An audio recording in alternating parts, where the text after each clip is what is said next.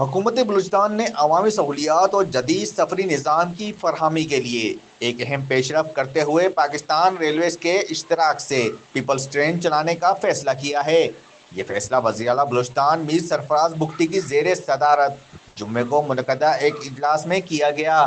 جس میں مشیر کھیل و امور نوجوانان مینا مجید بلوچ، پارلیمانی سیکرٹری ٹرانسپورٹ میر لیاقت علی لہڑی، چیف سیکرٹری بلوچستان شکیل قادر خان، ایڈیشنل چیف سیکرٹری ترقیات و منصوبہ بندی حافظ عبد Basit, personal secretary Babar Khan, secretary خزانہ عمران زرکون، سیکرٹری مواصلات لال جان جعفر، secretary transport Hayat Khan, director sport Yasir Khan Bazai, deputy commissioner Quetta Mehr Ullah Khan Badini اور D S P railway Quetta سمیت متعلقہ حکام نے شرکت کی۔ اجلاس میں فیصلہ کیا گیا کہ پیپلز ٹرین ابتدائی طور پر کوئٹہ کے نواحی علاقوں، سریاب اور کچلاک کے درمیان چلائی جائے گی، جس کا مقصد شہریوں کو معیاری، محفوظ اور کم لاگت سفری سہولیات فراہم کرنا ہے۔ اس سلسلے میں پاکستان ریلویز اور محکمہ ٹرانسپورٹ بلوچستان کے منصوبے کو قابل عمل بنانے کے لیے ہدایات جاری کر دی گئی ہیں۔